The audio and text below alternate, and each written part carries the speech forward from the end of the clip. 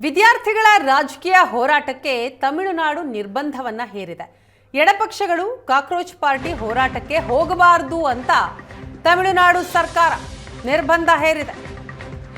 ತಮಿಳುನಾಡು ಸರ್ಕಾರದ ಉನ್ನತ ಶಿಕ್ಷಣ ಇಲಾಖೆಯಿಂದ ಜಾರಿಯಾದಂತಹ ಆದೇಶ ಇದು.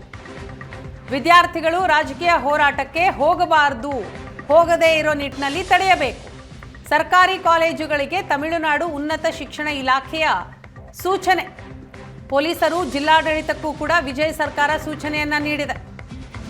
ವಿದ್ಯಾರ್ಥಿಗಳ ರಾಜಕೀಯ ಹೋರಾಟಕ್ಕೆ ತಮಿಳುನಾಡು ಸರ್ಕಾರದಿಂದ ನಿರ್ಬಂಧ ಬಿದ್ದಿದೆ.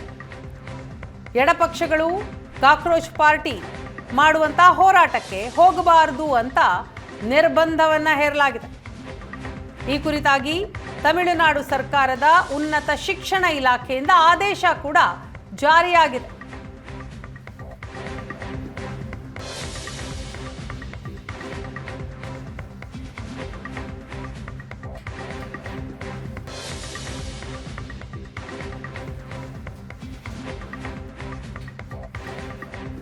ತಮಿಳುನಾಡು ಸರ್ಕಾರದ ಹೊಸ ಆದೇಶ ವಿದ್ಯಾರ್ಥಿಗಳ ರಾಜಕೀಯ ಹೋರಾಟಕ್ಕೆ ನಿರ್ಬಂಧವನ್ನ ಹೇರಿದೆ.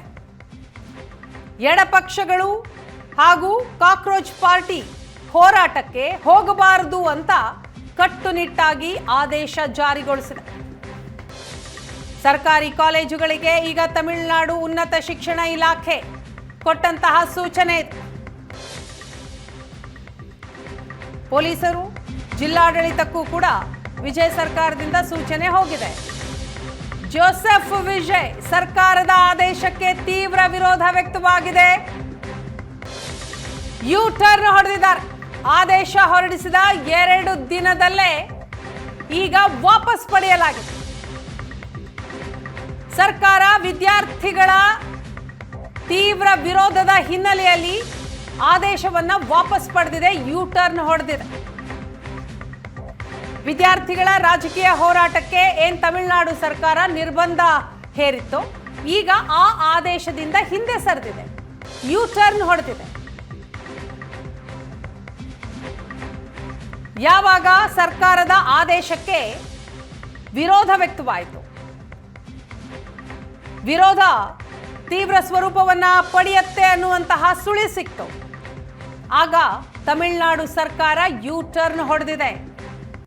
ಹೊರಡಿಸಿದಂತಹ ಆದೇಶದಿಂದ ಹಿಂದೆ ಸರಿದಿದೆ, ವಾಪಸ್ ಪಡೆಯಲಾಗಿದೆ ಆದೇಶವನ್ನ.